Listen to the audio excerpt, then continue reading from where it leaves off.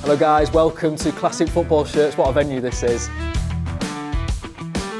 Very special occasion where we've got Mike Phelan and Dave Horrocks, two guys that know an awful lot about football, so hopefully this will be a really interesting chat. Obviously, you know all about Mike Phelan, his career in the game as a player, winning Cup Winners' Cup, Premier League title, and then as a coach and assistant manager, winning everything, Champions League, Premier Leagues, coaching Cristiano Ronaldo, Wayne Rooney. And you've got Dave Horrocks as well, who's a very astute man about football. He's got a master's in psychology and a published scientist, he tells me, and also co-owner of Mike Phelan Coaching, career in football, and he worked at Manchester United in the R&D department for 3 years when Ole Gunnar Solskjaer was manager, so he knows an awful lot about the game. So we've got so much to chat about. I'm sure you guys have got questions as well, and we'll get to those later if that's okay. But Mike, I mean, one of the issues I've been sort of looking at the moment is Liverpool's rise this season and how Arne Slot has been able to take over from Jurgen Klopp in such a smooth way. You obviously had first-hand experience of how difficult that can be when you take over or somebody else takes over from a great manager. What have you made of what Slot's done at the moment? And they're 15 points clear in the Premier League right now. Would you class them as a great Premier League team? It's always a good question to start with, eh? Ex-Man United talking about Liverpool. Wow. Well, obviously Liverpool are the team at the moment. They've definitely taken on the challenge from Klopp's days. And you're right, it is very difficult when somebody else steps into the shoes of a great performer, really, in Jurgen Klopp. But I think what he's done really well is he's come in a little bit unassuming. He's not really sort of demonstrated any real sort of what you could say, this is the way to do it, this is how we're going to do it. He's come in pretty gentle. He's looked at everything. He's looked at the club. He's looked at the staff. He's looked at his players, and he's probably thought, I don't really need to alter too much too quickly.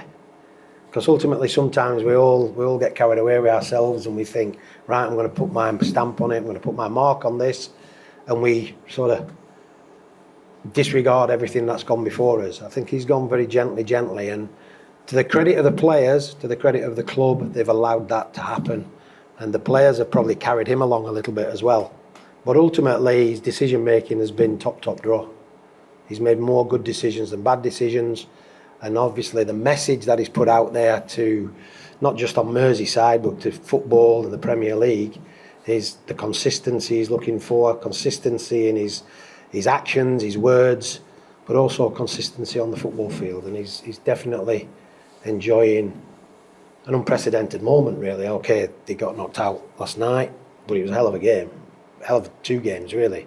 And that's what happens in the Champions League. It's never over, usually until that second game. And it goes all the way to penalties. And that, we all know, can be a lottery, but PSG took some great penalties, and Liverpool missed more than probably they've missed in any one season. Go on, you dodged the question about are they a great team? I'm thinking Arsenal, Invincibles, I'm thinking obviously Man United treble or 2008, I'm thinking Chelsea under Jose Mourinho, sort of, because they're so far ahead. I don't think they've earned that right just yet. Yeah. I think they're still work in progress in order to get to that point. I mean, something was said, and this is not coming from me, I heard it was sort of a little bit downplayed in a way that this season could be the second Premiership title in 25 years.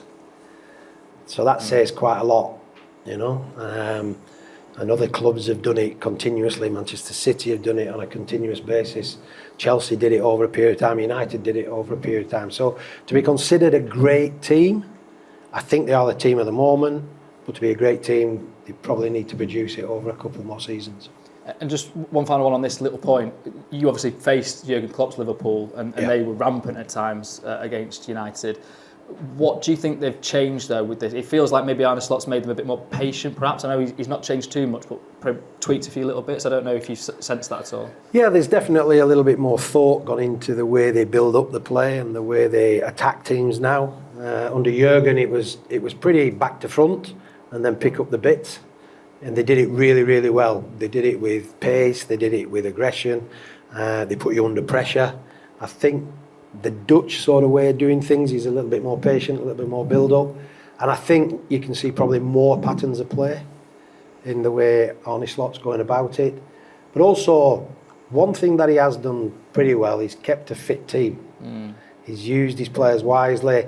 He hasn't had many injuries over the course of the season, which is always handy to have. Certainly in my days at United, we looked at January as the turning point. If we had a fit squad and we're 5 points adrift in January, we fancy ourselves. And that's what we worked on. So, and it did ultimately. Because after January, if you think about it, guys, after January and you're still in all the competitions with a full squad, you've got a fair chance of winning something. 4 cups to go for, all big cups, full squad of players, all chomping at the bit, ready to go and win something, all want to stay fit, all want to contribute to a successful season. And I think that's what Liverpool are doing at the moment. If I could ask Dave, on this point, Liverpool have got 3 players that are out of contract at the end of the season: Virgil van Dijk, Mo Salah, Trent Alexander-Arnold. Dr. Ian Graham, in his book, who obviously was leading up the data department at Liverpool, says that there's some statistics to show that actually in their last year of contract, players do perform better. I mean, maybe it doesn't necessarily need the statistics. I don't know if you had the same thing in your career, Mike, but what do you think of those 3 situations and how they've factored into what Liverpool have done this season?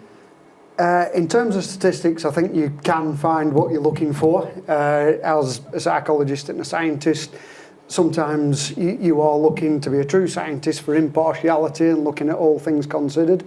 You think in football and you think of recruitment departments. Are they looking at players that are out of contract? Are they looking for players that are out of contract that are performing well? Then you will find them. It's difficult to comment without looking at any sort of actual paper or publication or data set that he might be referring to. But what I can say, having read his book, and it's a fantastic book, it gives a real insight into efficient use of data in a football club. And it's probably one of the first ones where there are several sections in the book where he actually disses his own profession, for want of a better word, and says that it can't answer everything. I think he collaborates very well with what you would call qualitative information in terms of football people who are watching football matches and giving their opinion and then looking at the data and see if it matches up. But again, to answer the question, I don't know the answer to that. But I think it's a great point and something definitely worth looking at. If I was going to be out of a job in 3 months, I probably would start to put my foot down a little bit and produce more because I'm looking for another one. You're looking for the dollar, aren't you? Mo Salah's season has been obviously off the charts, really, hasn't it? So he certainly, you could argue that. Was it like that? So when you were a player or when you were a coach? I think it applies itself in 2 different ways, because you've got the sort of senior player whose contract's coming up, probably got less. I wouldn't say thought going into it, but certainly the older you get, the more sort of easy you get about it, because if you're at the top end of the game, you've generally, if you're at Liverpool, you're doing well, you've got another club in you. They're just going to come knocking. For a younger player, and if we look at that, your Trent Alexander, and then you look at your Virgil and Mo Salah, 2 senior players, 1 very young one, probably looking at it a little differently. Maybe a little differently as far as where does his future lie as longevity. Is it with Liverpool? Is it somewhere else? Is the grass greener somewhere else? In which case, there's a lot of talk about Real Madrid with Trent. Is that already done? Is it not done? So there's a slightly different thought process goes into the more senior ones and the younger ones. I would have thought in Trent's case, he really wants to get to that legacy point of view.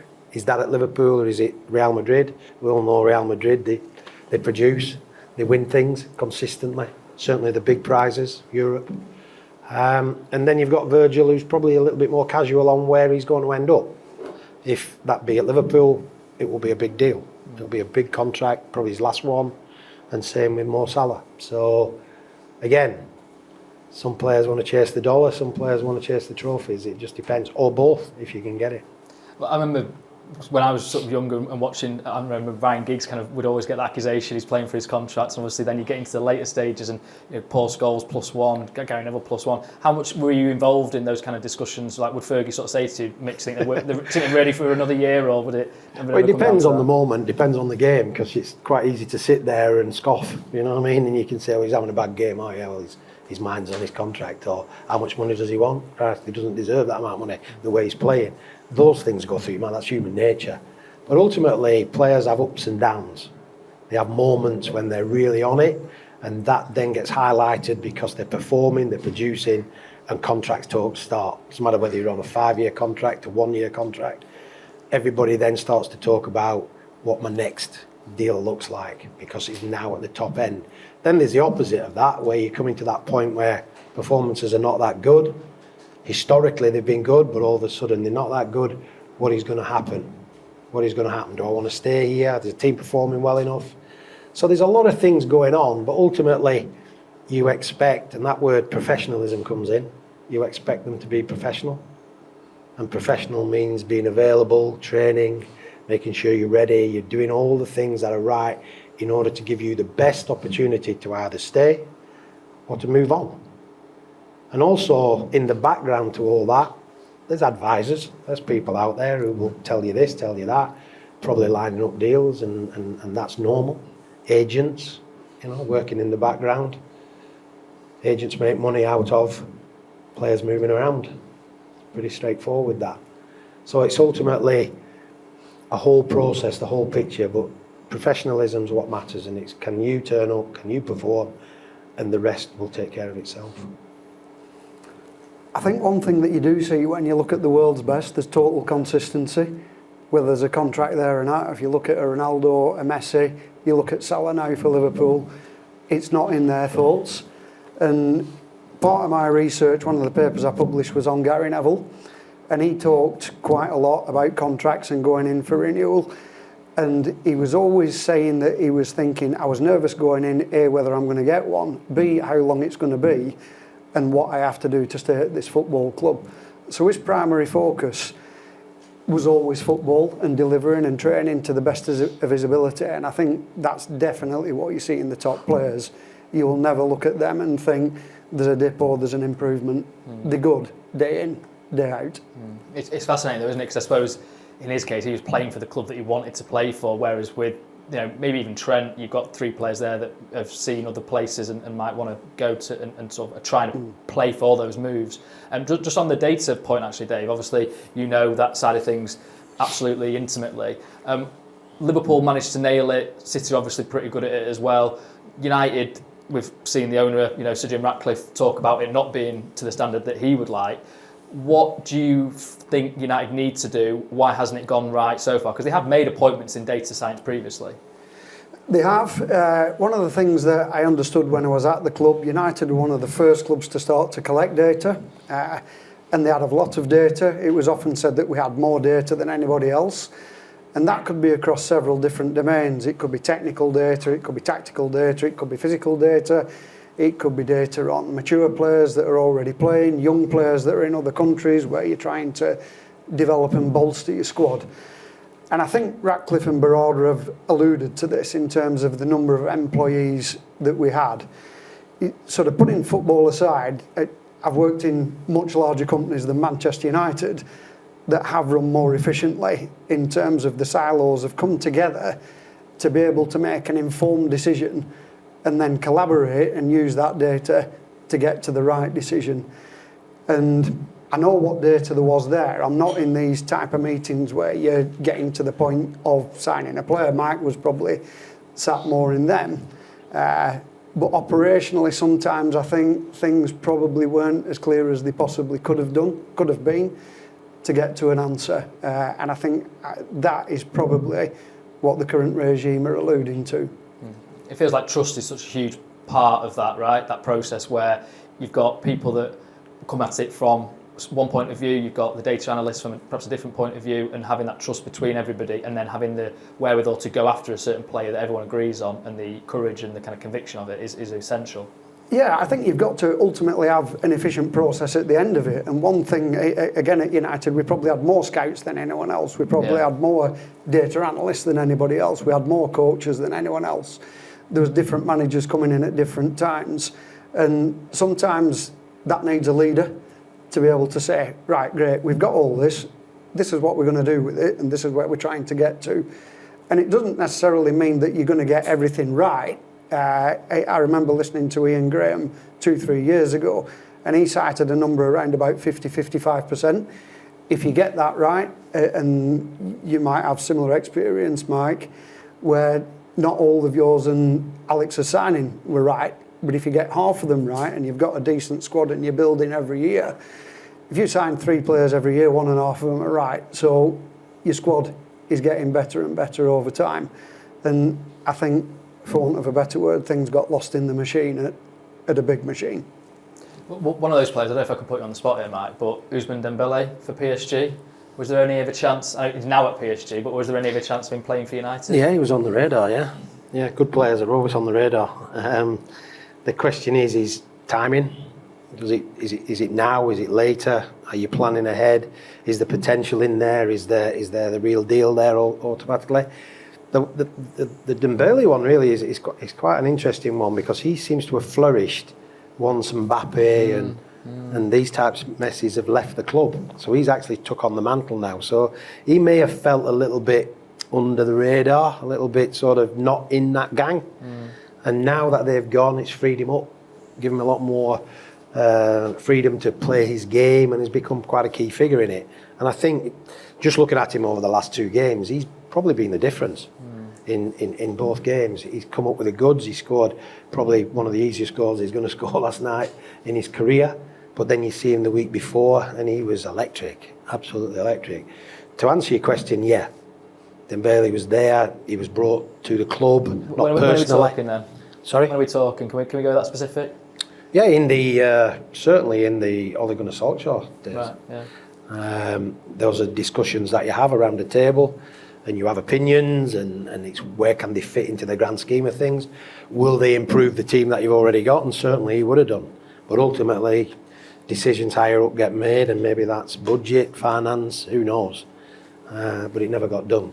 And you always lose some, you always gain some surprise you really. The ones that you don't think are going to come through, they come through. Well, I mean, one that has, I feel like, come through quite significantly is Bruno Fernandes. Is that a particular moment of pride for you, for sort of helping bring him to Manchester United? Yeah, Bruno's an exception in essence, because I remember going with Ollie out to Sporting to watch him. We'd heard about him. He'd been sort of in the database for quite a while. But you've got to go see. You can't just go off. Certainly, my opinion is you've got to go and see. We went to the game, we watched him, and he actually played everywhere. He played everywhere. The one thing that he was consistent was he'd no position. He had no consistent position. He just ran the show from top to bottom. And at that time, we were looking for sort of a conductor, in a way, just to try and improve things at Manchester United. So we got him. We got the deal done. He came over, and instantly, he's quite a dominant character within the environment. He's got a very high opinion of the game. He understands the game. And we let him loose. And to be honest, he's probably been the most consistent performer they've had over the last 4 years, I would have thought. And subsequently now, captain of the club, got his big contract, done the numbers, crunched the numbers on his contract. But he is producing. And you see things like he did at the weekend, the goal he scores. He's got that quality. And he is a creator. He can score goals. He is a creator. And he has got qualities on a football field that Manchester United don't have. He's also quite a strong vocal presence, right? And he said some quite strong stuff in interviews after games. Ruben Amorim said some strong stuff in games. Sir Jim Ratcliffe has said some strong stuff about his players this week in terms of saying sort of overplayed, not very good. For some of them anyway. And I mean, I've just been at Ruben Amorim's press conference where he's basically said, well, the players now need to take that on themselves and prove him wrong, So, and he even name dropped Casemiro, for example, who is on, probably the biggest salary at United at the moment. What do you think into the psychology, and this is a question for kind of both of you really, but the psychology of that, because I suppose you need a bit of provocation from a manager to a player. I mean, certainly Sir Alex had that in his time, didn't he, where he sort of challenged players and push buttons in certain ways. But is there a line that you can cross where it then breaks a relationship? Well, the comments are across the board, aren't they? So it's for everybody. And they've all said their things. Ultimately, as a football player, a soccer player, you have to deliver. That's what you're there for. And that's why you're at a club such as Manchester United. And I don't for 1 minute think that they're all not Man United players. The point I'm trying to make is, can they come together as a unit in order to get the best out of each other? And right now, it suggests that they can't. They're struggling the way through it. And that's reflecting on the football club, reflecting on the manager, and certainly reflecting on the players. Now, at some point, the players have to understand they're going to be here if they produce, they're not going to be here if they don't. Whether the club can go down that sort of tactical element of saying, well, he's good enough, he's not, what is good enough, what isn't.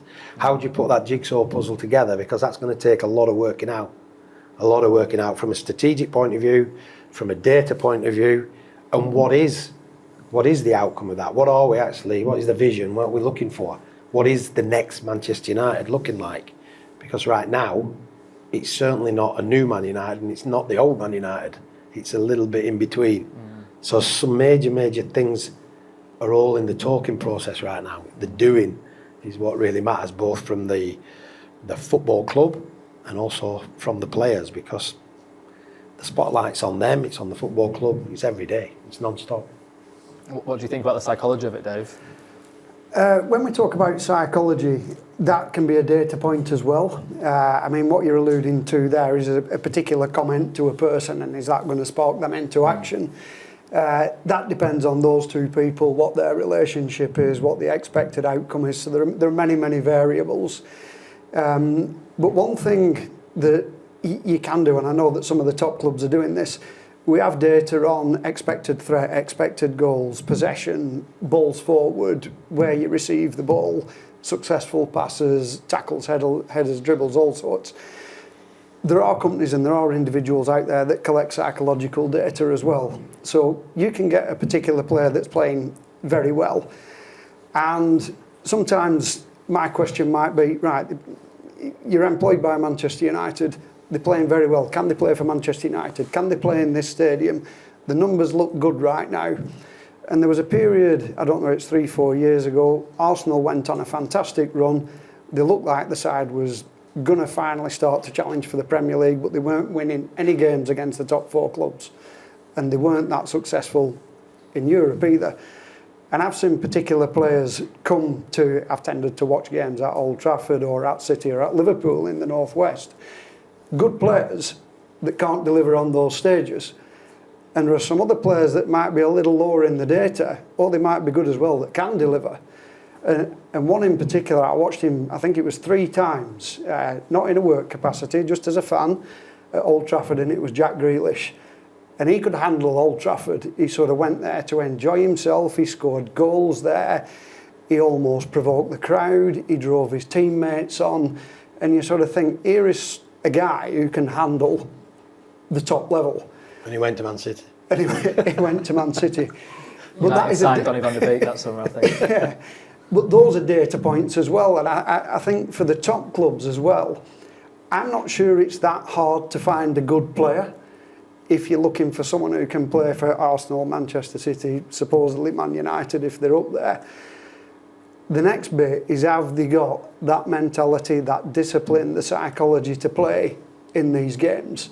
And you were talking about it earlier. That I watched last night's game, PSG and Liverpool. It was fantastic. Nobody lost their head. Everybody stuck to the job. Both teams played the games individually and as units. They got right through 120 minutes. It was a draw. It went to penalties. I thought they were magnificent, both sides, from a mental perspective. And for me, that's more psychology rather than a one-off, I don't like you, are you going to perform next week for me? Yeah. I mean, just on that, I know you both were involved in this particular attempt to transfer for United in terms of mentality. You know, Jude Bellingham scored really highly, right, in terms of when you looked and analysed the kind of statements he was making, even as a 16-year-old, the intelligence of him, and that kind of really pushed you into going for him. Yeah, what was that kind of period like? Mike will talk about the football because he went to watch him, but I looked at him as a person, so I looked at all the interviews I could find in the public domain. These could have been with local newspapers in Birmingham, it could have been with the school he went to, and I'm looking at the language he uses. When he speaks after a game, does he use the word I, does he use the word we, is he a team player? When he's asked about something that went wrong, does he talk about a potential solution as well to that particular issue? And I found he was a seriously positive individual. He was a great role model as well in terms of the work he did in the community and for charities.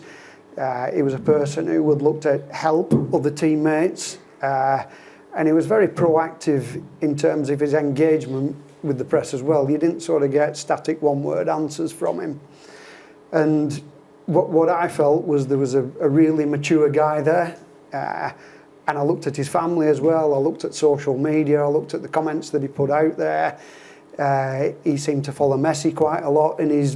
So who are his idols? Who is he aspiring to be? And it just painted a picture of a solid citizen, someone with a growth mindset, someone who's positive, someone who wants to achieve, and someone who's actually going to get better, and is surrounded by a support network in terms of his family that are going to facilitate that as well. So nothing to do with the football side. And then Mike drove down there and watched him, so I'll let him allude to what we saw there. And he's a good football player as well. No, I'd heard about Jude and for a period of time. I mean, I went to watch him. He was 16, playing in Birmingham's first team, and a lot of talk. There was a lot of talk, a lot of rumblings about this kid. A little bit the same scenario to Wayne Rooney when he was at Everton. So I just turned up one evening. It was to the game, just a bit unannounced. Just went to the game, watched him. He played 4 positions in one game, and he was man of the match in every position at 16 years of age. It was a remarkable performance when all I'd gone was to watch him. I didn't watch the game, I was watching him. And I remember thinking to myself, I've just probably seen as close to at 16 as the next Brian Robson. I could just categorise him into that role, Manchester United, Brian Robson. And I came back the evening, came back in early in the following morning and just said, this kid's a United player. He's got everything, absolutely everything. And he would be, at 16, in the first team straight away for me. There was no questions about it. And he just left me with all those traits that Dave talks about, really, humble, quality, improvement, a general in some aspects, but a teenager, a kid, an actual kid with a lot of responsibility and handling it really, really well. And the football bit that really interested me was he was a leader. It's not often you see 16-year-old leaders, by the way, or the football club like Birmingham City giving him that opportunity to be that leader. And I felt as though he could have been exactly the same at United at 16. You just these things don't happen very often, but when you see something, it hits you like a sledgehammer over the head. You actually know that you're witnessing something special. We tried to do the deal.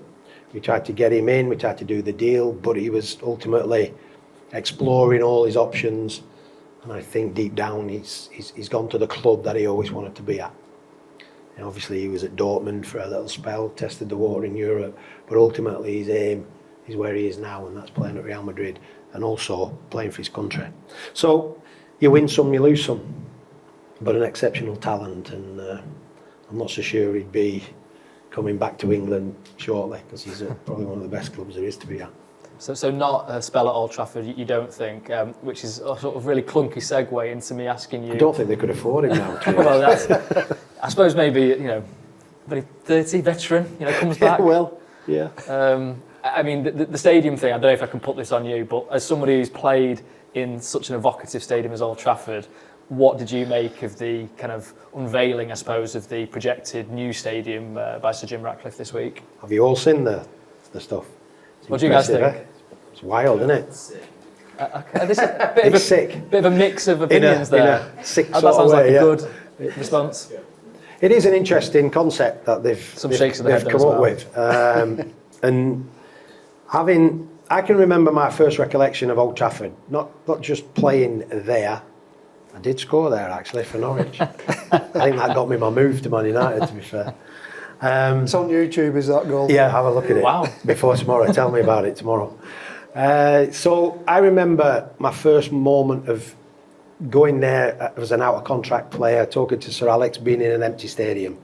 So I'm going back now, a fair few years now. Before Tier 3, before the quadrants. I had hair then. I had hair and I had a moustache and everything. But an empty stadium, Old Trafford, and they call it the Theatre of Dreams for a reason. It felt like that. Empty stadium, it felt as though 60,000, 70,000 people are watching you in an empty stadium. And I just felt as though I needed a bit of that. Then I learned the history of the club, because I'm sort of a Burnley guy, I'm Burnley FC, that's where I started. So I'm more of a claret than a red. But obviously, going there, having that sort of feeling that you've got to have a go at this. You really need to step over that threshold and put yourself into that stadium. So from a stadium point of view, it lived up to every expectation I had. Coming from sort of Burnley, 20,000, Norwich, probably 30,000, Man United, 60-odd thousand. Wow, you know. I've got the right trajectory here, I'm moving up, I'm getting on in the game. Now when we're talking about a new Manchester United, a new ground, a completely out of this world sort of proposal, I think it's exciting. I think it's a great vision to have. One thing with visions is, can you make it work? Is it doable? And there's been a lot of talk in the last 24 hours and what have you about, we're going to do this, we're going to do that, it looks fantastic. I'm sure it's split through the middle with the supporters and everything about what that should really entail and what that transition's going to be like and how long is it going to take. And are they talking about £2 billion just to build a stadium? Because it probably is going to take 200 billion to build the whole rest of it around it that they've showed. But ultimately, I think it's a positive. It will be a positive. Whether I'm still here to see the finished product or not, I don't know. But I think it's called progression. And I think Manchester, as a football club, Manchester United needs to be progressive, needs to get back to that progressiveness and not stagnate. So yeah, they probably won't have leaky roofs because it does rain a lot here. Well, a big tent, that's the idea, right? Well, to collect all the rainwater and then reuse it. Yeah, so it's going green, you see. Manchester's going green. It's as green as this room, to be honest. But I think the vision's there, the concept's there. Ultimately, it's where's the money coming from? How is it going to work? How long is it going to take? And what disruptions is it going to take? So it's far from reality. It's definitely far from reality, but it's an outstanding design. It certainly will be nothing that's ever been seen before if that's the way the plans get passed. I think that's what he wants, isn't it? I mean, Ratcliffe mentioned the Eiffel Tower in his statements yesterday, and I think he wants it to be a global destination where it's almost like a tourist attraction as much as a football stadium, and that does move it on from what I think most people that go to the match would want.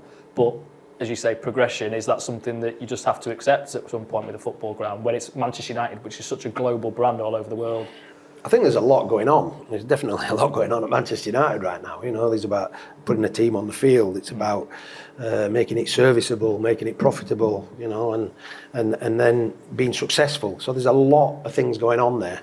How are they going to put that in order is up to the powers that be over there. But like I say, right now, there's a lot of talk, good talk. Whether that can be done is going to be very interesting. So keep listening, keep watching, because over the next 5 years, as they say, is it 5, 6 years? 5 years, they say, with the way that they can build it in modules and bring it down the Manchester Ship Canal, which does sound pretty exciting. We've all done Lego, haven't we? We've all got Lego. Norman Foster, the architect, actually called it Meccano. Yeah, is it Meccano? Even he's leaning into Lego. that I'm promoting idea. Lego because I've got grandchildren and they play with Lego.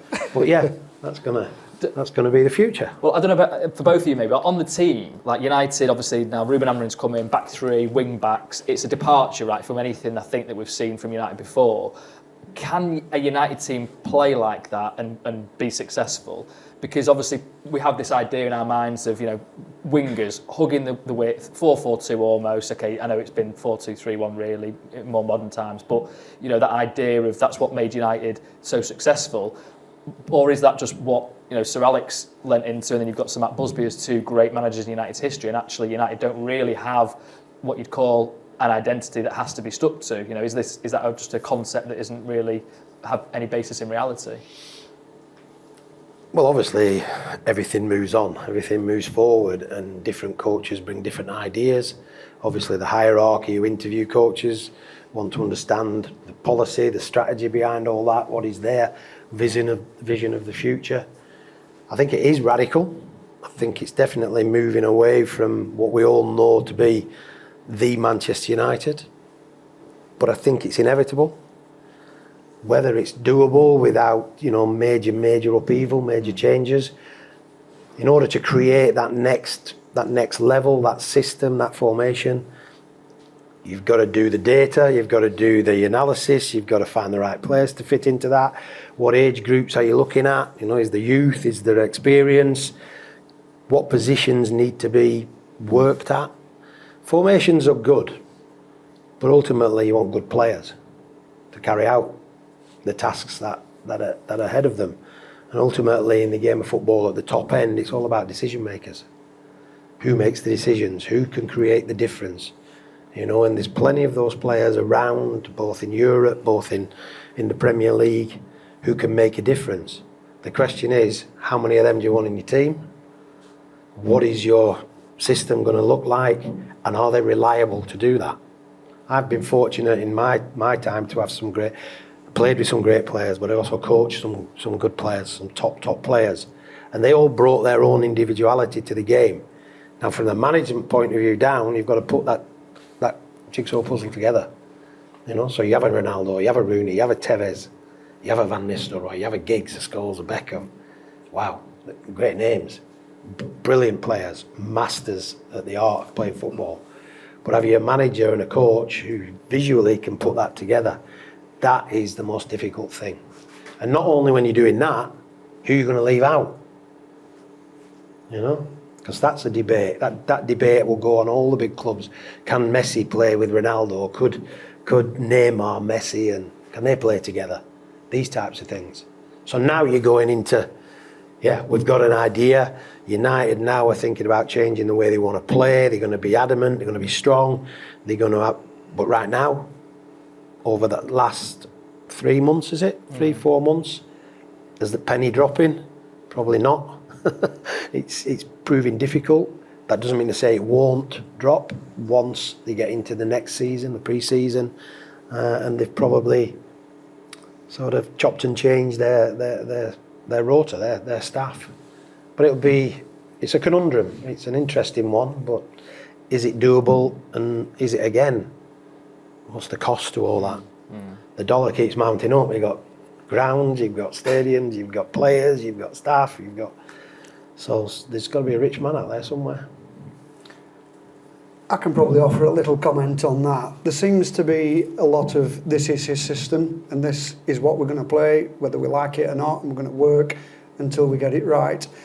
I did a lot of research. My studies were on elite performance and serial winners, and not only football, I looked at golf, tennis, other sports. And one thing that I found, the people that are atop and they stay at the top, they're unpredictable. They have the ability to change. So that could be a Roger Federer. It could be a Tiger Woods. We've got an audience from the USA. We've just gone through a Super Bowl where you have a team that has a running game that's just won the Super Bowl by throwing the ball. And they didn't expect that to happen. The unpredictability of it was a problem for Kansas. So I think, again, you look at if two of the top teams are playing now, I know they're on a dip at the minute, but if Manchester City were to play Real Madrid tomorrow, we would sort of sit here. We're not exactly sure what they're going to play or who they're going to play. And in my time in football as well, there's always a time where you spend the week, you prepare for a game. And I've seen when the team sheets are exchanged, they go into the opposite dressing room. It could be something like yourself, Mike, or the manager that looks at it, and it's not what you thought it was going to be. And it causes chaos. that is, in my experience, certainly one of the traits of people that win.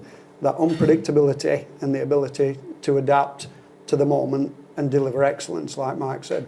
World-class performance. It's multifaceted. Something else actually just for you, Dave, just popped into my mind. They're renovating the training ground. It's obviously supposed to be open in July 31st now. Do you think it needed renovation? They're going to make it more open plan. Do you think that could be helpful for the players in the first team? Whether something just as open plan is going to make a difference, I'm not sure. The training ground is not as bad as people think it is. I think what it's suffered from is when it was built, it was outstanding, one of the best training grounds in the world, but it didn't have a continuous development plan in terms of let's keep growing it, let's keep updating, let's have the flexibility in the building and the pitches to be able to move. And part of my job, I travelled around the world looking at other clubs. I went to Germany, Holland, etc. And I saw training grounds and I'm asking them sort of what this area is for, what that building's for, what these people are doing there.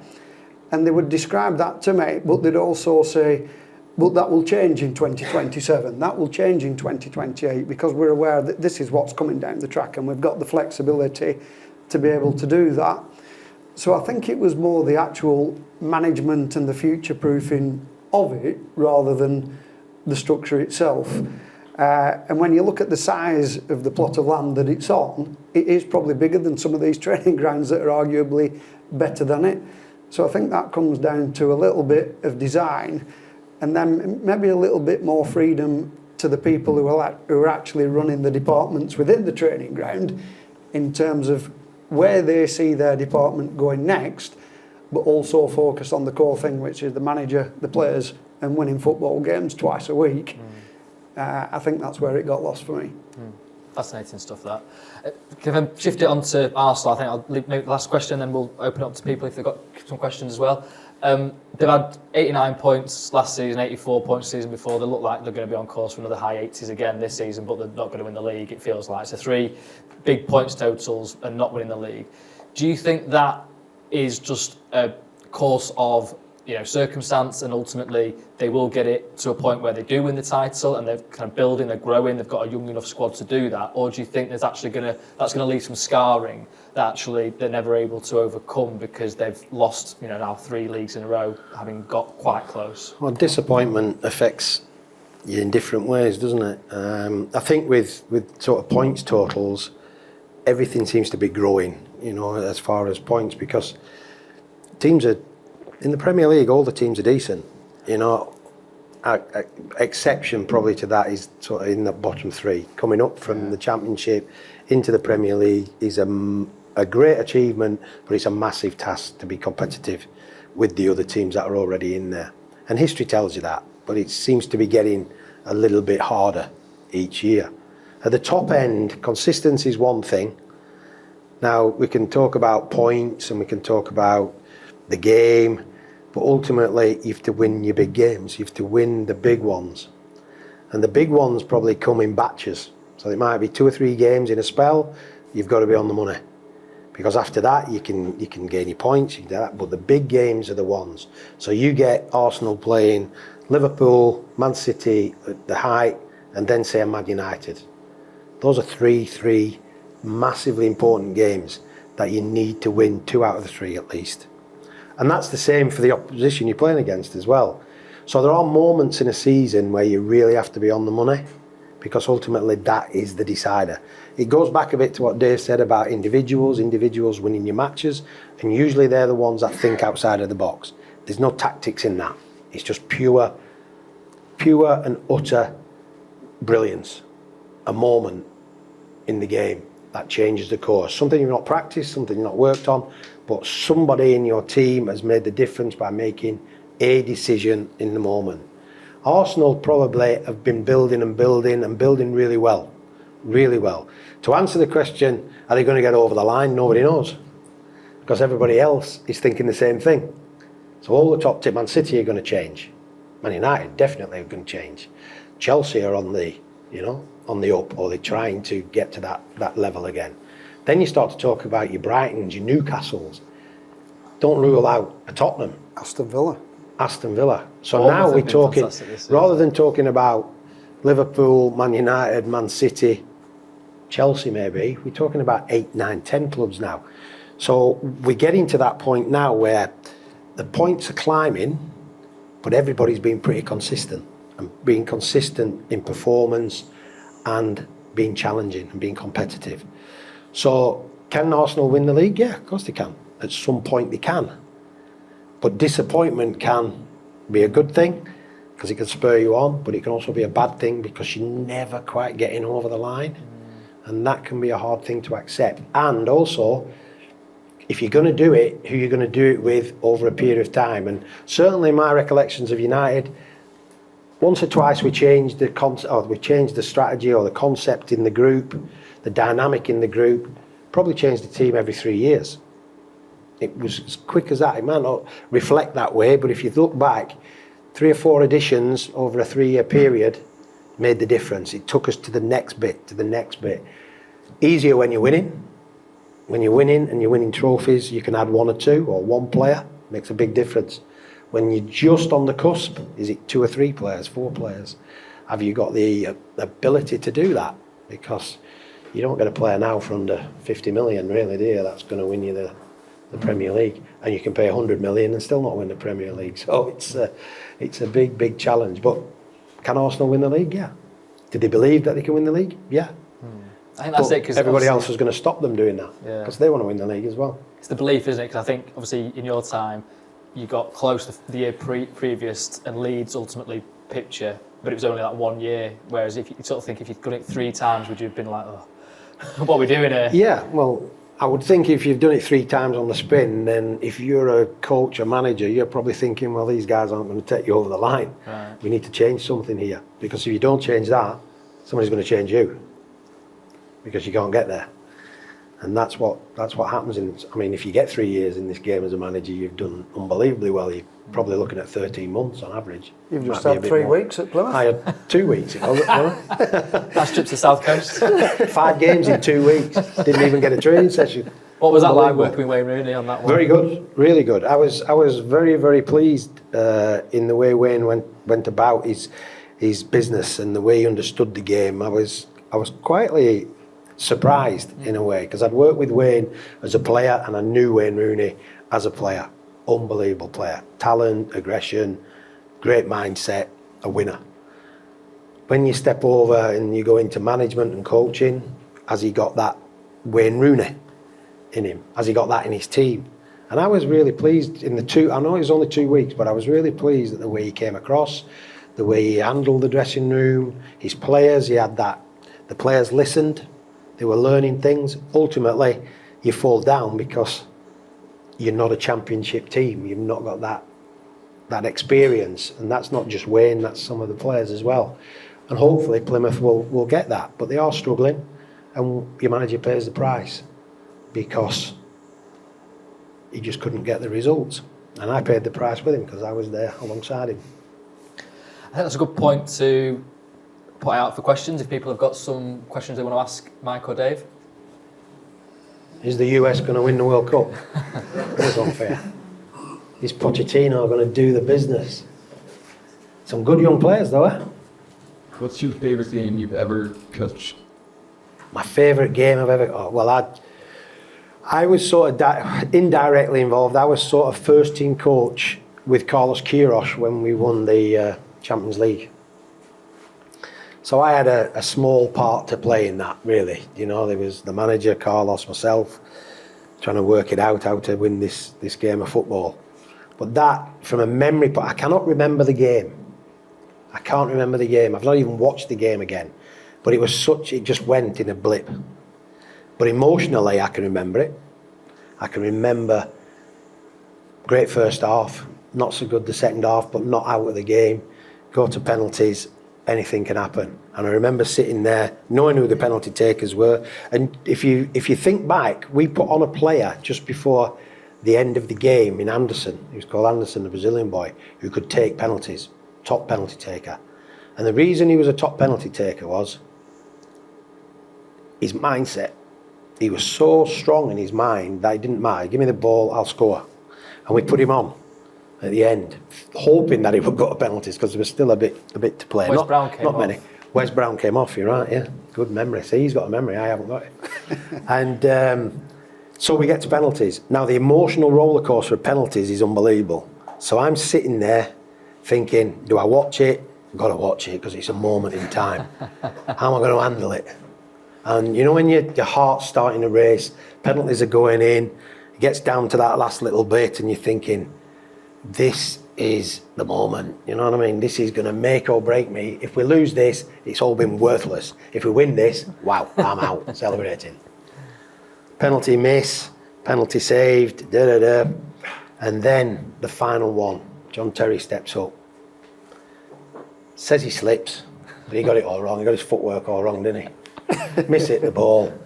Now, when that happens, that euphoria, that emotion, that nervousness all comes to the front.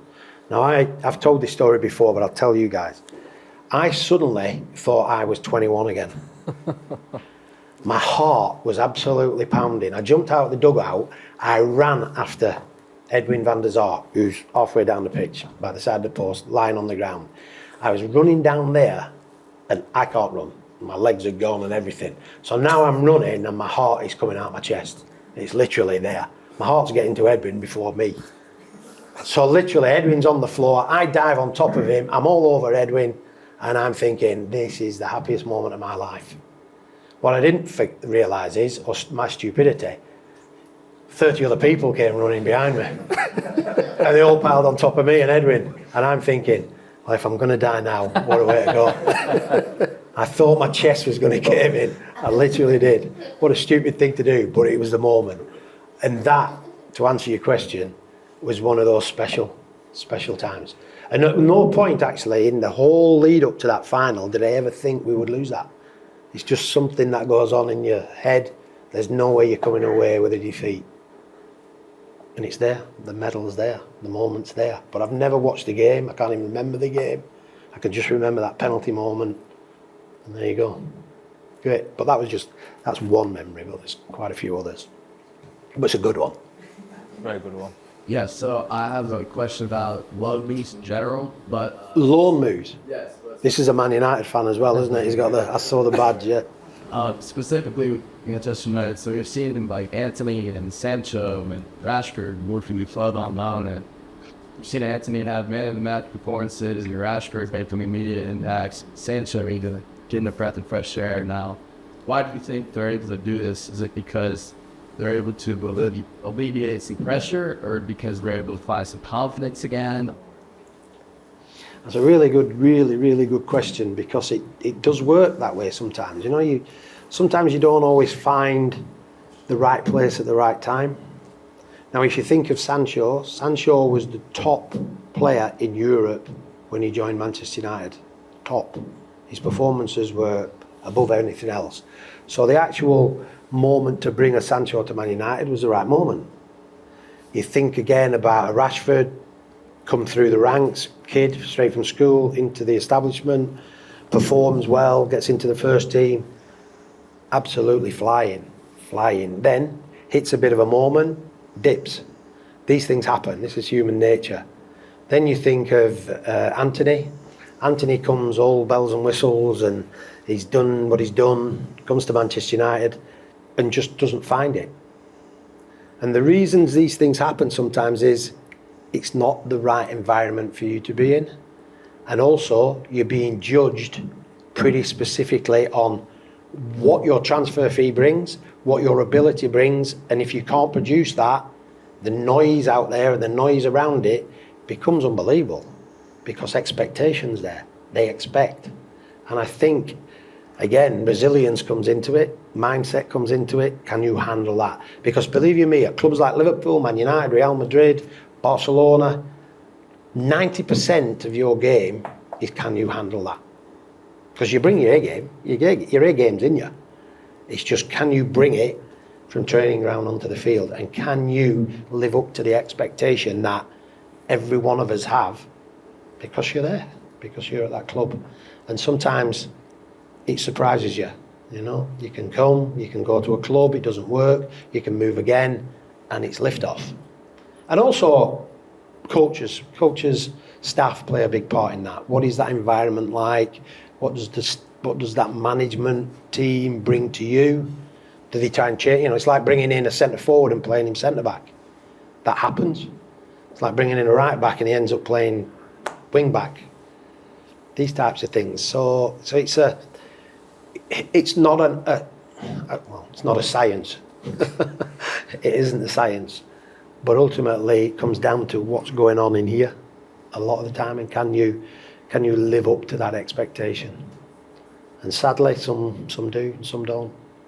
But it costs you a few bob, costs you a bit of money. Find out. To find out, yeah.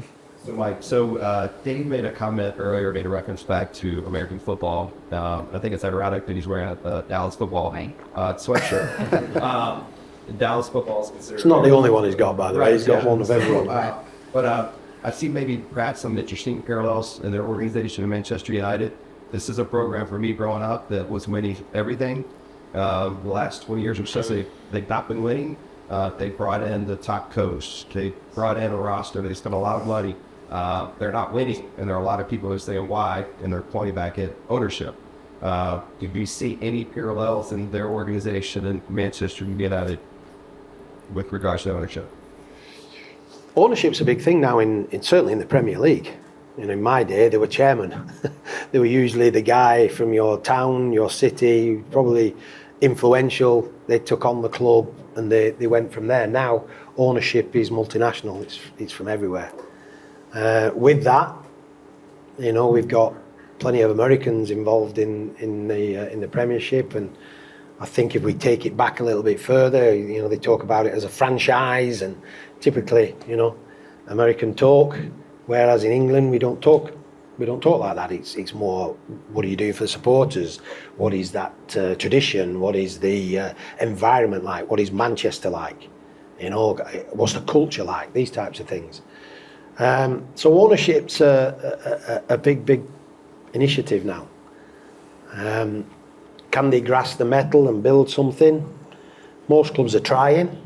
I think sometimes when you're an owner, you can be influenced by outside influences that don't really, and I don't want to be harsh here, but don't actually understand the reality of it. It's just spend more money, you'll get success. Now that can work, but ultimately success comes through building and time and effort, and we live in a world of football and soccer which doesn't have time. It might be a lot of effort, but doesn't have time because everybody wants it tomorrow. Dave will probably elaborate a bit more from the brainstem, really. I think the brainstem. I think you've got ownership and who's running the football club as well, and not just, let's say, Dallas or Manchester United. You can look at various organisations. Some people own a football club and they let people run it. Some people own a football club and they run the football club as well. So you've quite often got to look at the structure that's underneath it, what skill set they've got, what experience they've got, what success they've had as well in the past, and then how that transfers itself down into the people that are on the field, because it's them, literally, manager, coach, players, that are going to deliver you the success at the end of the day, not really the owners and who they've signed. We hear great stories, Liverpool probably one in case, of how they've got an owner, they put a recruitment guy in, the recruitment guy employs an analyst, they then sign the players and they go and win something.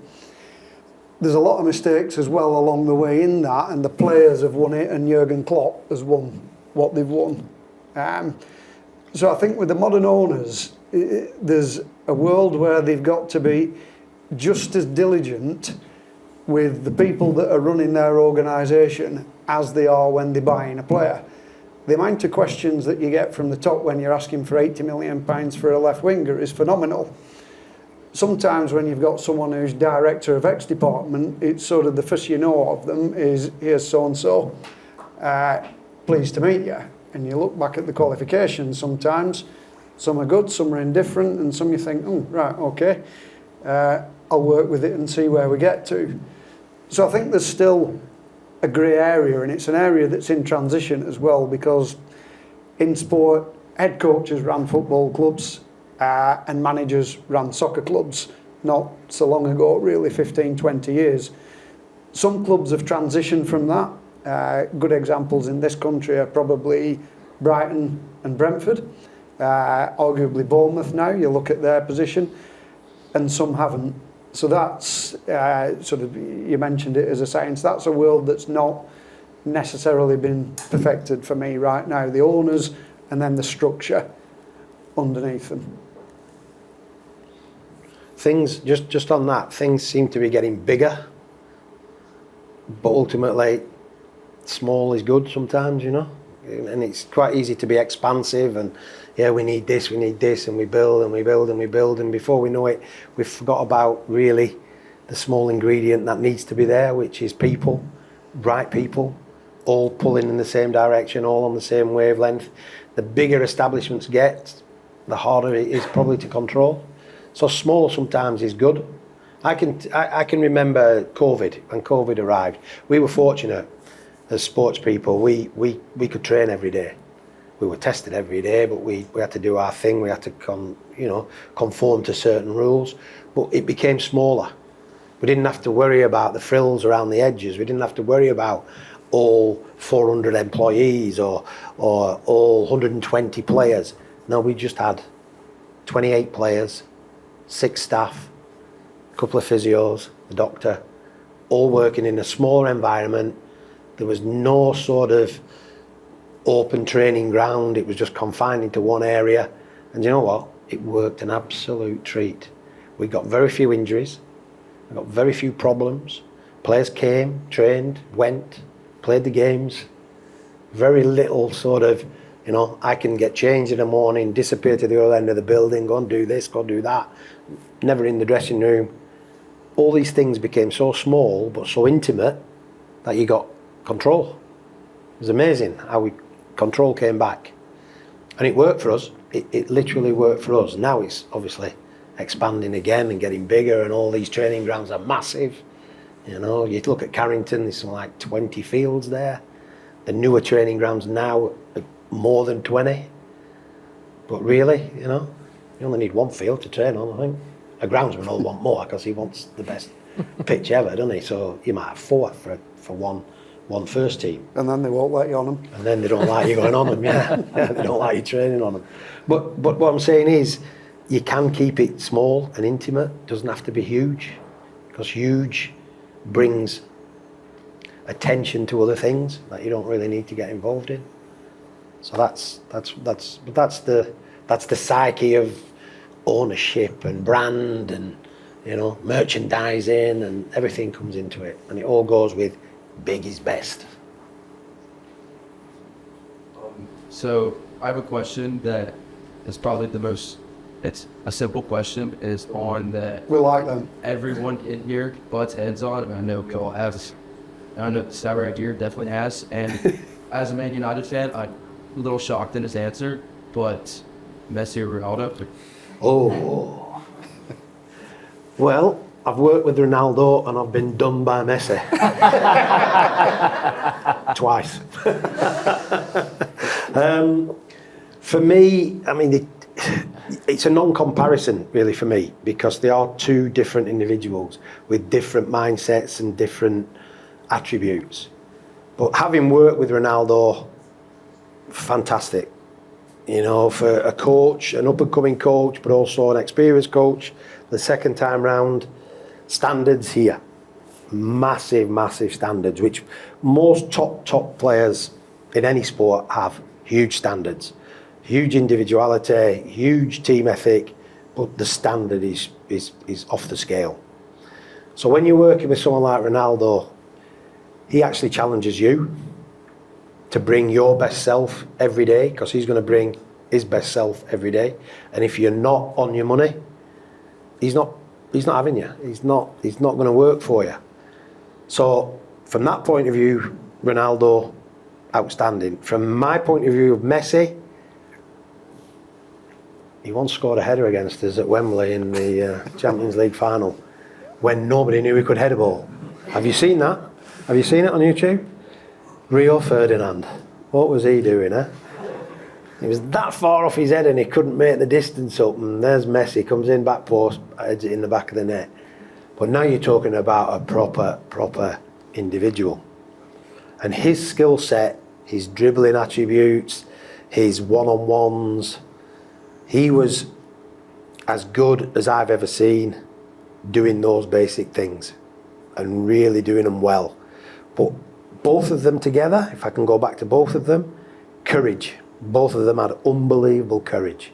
Courage to take the ball, courage to beat the opponent, courage to accept responsibility.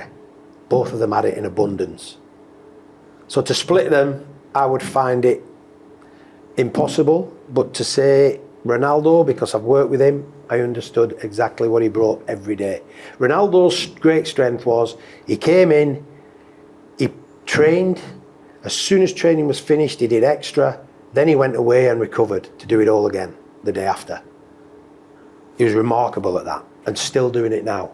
So there's no reason why he isn't playing now. He's, I keep saying 39, 40, is he? Something like that.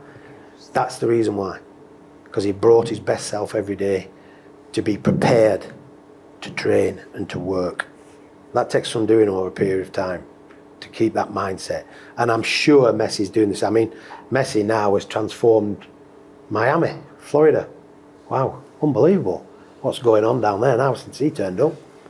And I've been to that ground and I've been around we that went to environment. Miami. We went to visit, it's probably about 2 years ago now, maybe 3. It was before he signed. And we were speaking to someone there, and in his time off from La Liga or Argentina or between trophies, he was actually using it as a training base and a training ground. So he was coming in, and footballers don't get a lot of time off these days. And we got told a couple of stories. There's an airport right next to it, and he was flying in and using it. You know, again, so that tells you, similar to Ronaldo, didn't really want a day off, just wanted to get better. Yeah, remarkable. Both players. Didn't answer your question, but I could give you a verdict on both of them. I'd like to have both of them. I'd love to have coached both of them. That would have been awesome. Something to see, you're right. You've worked with some of the most dominant players in football, but you spoke about some of the skills that you're looking for as a coach that are not necessarily goal scoring or the footwork, such as teamwork, leadership, growth mindset. So who are some of our players that maybe showed that really didn't necessarily show what you were looking for in the goal scoring, but just really were dominant in those areas? Again, that goes back to everybody's an individual, everybody has a quality. I've always tended to think about my coaching and my experiences in coaching of, I just want the best of you. I'm not interested, I wasn't in development phase, if you understand that. I wasn't, coaching 7-year-olds, 8-year-olds, 9-year-olds. I was coaching probably near to or not far off the product or the good players.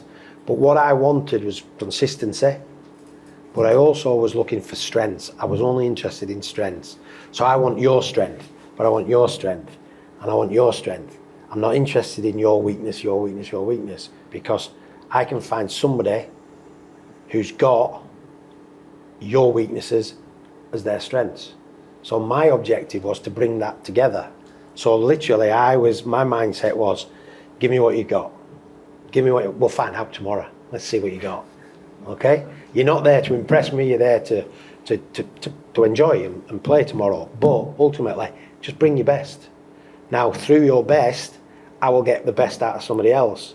And if I can get the best out of you and I can get the best out of you two together, and then I can get the best out of you four, I'm starting now to build something here. I'm starting to build an understanding in that. You just bring that to me and I'll ask you for that. And I'm not going to ask you if you're good with your right foot and you're not so good with your left foot. Okay, just stand on your left foot, but use your right foot all the time. You know what I mean? I'm quite happy with that. One of the best players ever in the world, Maradona, left foot. Probably could use his right foot better than I could use my good foot, but ultimately his left foot was a wand. It was there. So why is somebody going to practice with Madonna or try and teach Maradona is how to kick a ball with his right foot. When his left foot, he can do everything with it. So that's ultimately, I'm looking for that consistency. I'm looking for robust. Are you robust enough? Can you take the knocks? Because there's going to be a lot. And that's not just physical, that's mental as well. So can you, one of the toughest players I've ever watched is Messi. Tough. How many times does he get, challenged, and how many times does he go back for more? How many times? Ronaldo, again, those are just two. There's many, many more that I've worked with. They are tough mentally and physically to want to go again, to want to go into those positions, go into those areas, but they know they're going to take a bit of a knock here. They're going to get hurt sometimes. But can they do it? Can they go there? NFL's a great one. We play rugby over here. We don't have all that helmet and all the shoulder pads and all that lot. It's bone on bone, If you there's just been a game out in where was the game? Las Vegas. Las Vegas, wasn't it? Yeah. So we took our sport out there. Now all your NFL players are probably thinking, these guys are nuts. Must be nuts to go and do all that with no protection. But ultimately, when I've watched an NFL game, I'm thinking, them guys must be nuts as well, because they are literally going hell for leather. So I'm looking at attitude, application, and that comes from the rough edges of people. That's in you. That's literally in you. Combine that with a bit of skill, you've got serious potential there. Ultimately, then it's the job of a coach or a manager to bring that out of you. That's the role. Kind of find it, and it surprises you. It really surprises you that some of the ones with all the talent, all the skill, all the talk, maybe it's the quietest one in the room. Maybe it's the one that's not quite perfected this yet, but he's still trying and still trying to do it. That's an interesting one to work with. And the survivors. That's important. Yeah, I have a question. How would coaching have you heard that is near done? Oh, a little chicha, yeah? It was excellent. I actually went and saw, again, on one of my travels, I went out to, let me think where it was. Guadalajara, is that, yeah, that ring a bell, yeah? I said it right, yeah. I flew out there. Believe it or not, I flew out there, I watched the game and I flew straight back. Now that's a long way to go in 2 days. But I went to the game. He was playing for Mexico, I think it was. And he was outstanding. Outstanding from the point of view of, he's not that big. He's playing as a forward and he's scoring goals. And the goals he scored were not all worldies. Do you know what I mean? They weren't top, they were goals. He could score a goal out of nothing. He could be in the right place at the right time. It could hit him on the backside. It could hit him on the back of the head. It's a goal. And he could, and one of his qualities was he was such a happy guy, so effervescent. Put him in a dressing room, life and soul. Not a comedian or anything like that, but literally loved it. Just loved being in there, in amongst all that, and wanted to show what he'd got. We used him a lot, possibly as a substitute, but so effective. So effective. If you wanted a goal in a game, put him on. Little Chicha, he was tremendous. Bubbly character, great character. I loved working with him because he wanted to do more. He wanted to be there. He wanted to stay out there, and sometimes you had to say, no, enough, in, But he was great, and a great exponent of a young rising star, but ultimately the desire to do it. He was exceptional, yeah, terrific, and he's had a fantastic career. He's still playing, is he? Still going, yeah, still doing a bit. Again, Dave touched on it at the start. If you remember, he talked about family background and the Bellinghams of this world. That was Chicha. His family background was tremendous. Great family, father, mother, sister, all bought into the same sort of process, which was to be better, and it worked. Well, that's been, I think, a fascinating, 90 minutes has flown by there. Really good questions, guys. Outdid me, obviously, for the questions, so well done on that. I think we touched on some really nice topics there, got into the granular details of football and some lovely memories there. He's got his headlines for tomorrow's and I'm newspaper. thinking, I didn't know that. Right, that's coming out tomorrow.